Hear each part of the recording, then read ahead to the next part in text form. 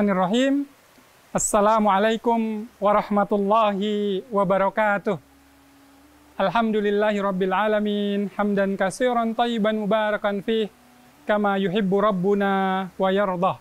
Allahumma salli wa sallim ala nabiyana Muhammad. Saudaraku, salah satu keistimewaan Ramadan itu adalah bulan pengabulan doa. Jadi orang-orang yang berpuasa ini diberikan keistimewaan oleh Allah Subhanahu wa Ta'ala untuk didengar doanya, untuk diijabahi, untuk dikabulkan insya Allah dengan izin Allah Subhanahu wa Ta'ala. Seperti yang Rasul sampaikan, Rasulullah Muhammad SAW dalam sebuah hadisnya, tidak akan ditolak doa tiga orang, ya, tiga kelompok orang, yaitu pemimpin yang adil, kemudian yang kedua orang yang berpuasa hingga berbuka, artinya dalam kondisi dia sedang berpuasa kemudian dia berdoa, itu insya Allah dikabulkan. Dan yang ketiga itu orang-orang yang dizolimi, ya. Maka hati-hatilah terhadap orang-orang yang dizolimi karena doanya itu akan dikabulkan Allah. Nah, ketika kita sedang berpuasa saat ini, maka ada sebuah keistimewaan yang sebaiknya tidak terlewatkan begitu saja, begitu ya.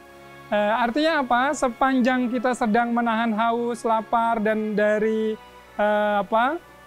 larangan-larangan berpuasa lainnya, ya, mulai dari fajar hingga kemudian terbenamnya matahari, waktu maghrib tiba itu, kita manfaatkan untuk memperbanyak doa, ya, minta doa, minta apapun yang menjadi hajat kita, apapun yang menjadi permintaan kita, ya.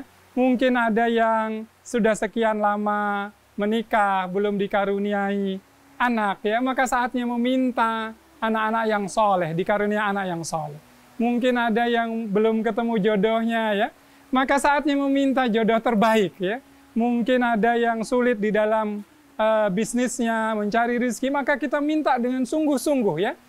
Terutama sekali waktu-waktu ketika menjelang berbuka puasa itu, ya. Jadi seringkali kan terlewat nih, ya, lebih banyak jalan-jalannya, lebih banyak kesana kemari, tapi lupa berdoa. Maka kemudian kita cobakan untuk bersungguh-sungguh meminta, berdoa, meminta kebutuhan kita di dunia dan tentu saja kebaikan kita di akhirat. Nah, ada sebuah doa yang saya kira penting untuk menjadi amalan kita dalam Ramadan ini dan seterusnya insya Allah, ya, yaitu doa yang dicontohkan oleh Nabi Ibrahim alaihissalam, ya, ketika beliau berdoa untuk keturunannya, ya, untuk anak-anaknya, untuk anak-anak dan cucunya, ya. Dalam Quran Surat Ibrahim ayat 40 dan 41, ya, ada dua doa yang indah, ya, dua berarti, ya, bukan cuma satu. Memang di Al-Quran disebutkan ada beberapa doa Nabi Ibrahim, tapi di kesempatan ini coba kita lihat dua doa yang dipanjatkan oleh Nabi Ibrahim untuk anak dan keturunannya. Apa itu? Di Quran Surat Ibrahim ayat 40, Nabi Ibrahim berdoa untuk anak dan keturunannya seperti ini. A'udzubillahi minasyaitonirrajim. Rabbi ja'alni muqimas shalah wa min zurriyati Rabbana wa taqabbal du'a. Rabbi ja'alni muqimas shalah wa min zurriyati Rabbana wa taqabbal du'a. Nabi Ibrahim berdoa meminta kepada Allah agar Rabbi ja'alni muqimas shalah. Ya Allah, jadikanlah aku ini sebagai orang-orang yang menegakkan sholat, ya, istiqomah menegakkan sholat.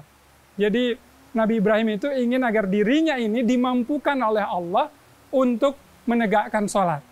Wa min zurriyati, dan juga anak-anakku, anak keturunanku itu juga agar dijadikan sebagai ahli sholat, orang-orang yang menegakkan sholat. Rabbana wa taqabbal du'a, dan engkaulah yang maha mengabulkan doa. Pelajarannya apa? Saudaraku yang mulia, pelajarannya sholat ini menjadi prioritas yang harus kita miliki sebagai muslim yang baik, ya, agar kita dan anak keturunan kita menjadi orang-orang yang menegakkan sholat. Mari kita mintakan itu dalam puasa kita. Sambil kita menunggu waktu berbuka, kita panjatkan doa ini berulang-ulang, ya, Rabbi ja'alni muqimas shalah wa min zurriyati Rabbana wa taqabbal du'a, ya. Kita minta sama Allah Subhanahu wa Ta'ala. Jangan sampai kita, anak-anak kita, keturunan kita itu jadi orang-orang yang melalaikan sholat. Ya. Sholat ini bukan prioritas, sholat ini hanya sambil lalu saja. Tidak begitu ya, karena sholat ini menjadi ibadah yang sangat menentukan di akhirat kelak. Ya. Yang pertama sekali ditanya itu adalah sholat. Ya. Kita mintakan itu dan kita biasakan untuk menjadikan sholat ini sebagai prioritas dalam keseharian kita. Kemudian doa yang kedua dari Nabi Ibrahim itu adalah doa untuk meminta ampunan, ya. Minta ampunan kepada dirinya, minta ampunan untuk dirinya ya, kepada Allah tentu saja, minta ampunan untuk orang tuanya dan untuk kaum muslimin ya. Rabbana gfirli wali walidayya walil mu'minina yauma yakumul hisab ya. Wahai Allah, ampunilah aku, ampunilah dosa orang tuaku, dan ampunilah kaum muslimin, kaum mukminin pada hari kiamat kelak, begitu. Sungguh indah doanya ya. Jadi kita tidak hanya memikirkan kebaikan diri kita sendiri, tapi mikirkan kebaikan orang tua kita. Kita minta ampun, kita minta agar orang tua kita diampuni ya, yang sudah meninggal, yang sudah wafat. Kita doakan terus ya, karena sudah terputus amalan beliau yang sudah wafat itu, kecuali bisa berlanjut menjadi amal yang ada pahalanya terus ketika anak solehnya kita ini mendoakan kedua orang tua kita yang sudah wafat. Yang belum wafat, yang masih hidup bersama kita layani dengan sebaik-baik mungkin ya, berbuat baik kepada mereka, birrul walidain, sambil mendoakan terus kepada Allah untuk diampuni dosa-dosanya. Dan jangan lupa juga untuk mendoakan seluruh kaum muslimin. Mari kita manfaatkan kesempatan emas ini untuk banyak berdoa, meminta kepada Allah Subhanahu wa taala. Rabbana zalamna anfusana wa illam taghfir lana wa tarhamna lanakunanna minal khasirin. Alhamdulillahirabbil alamin. Assalamualaikum warahmatullahi wabarakatuh.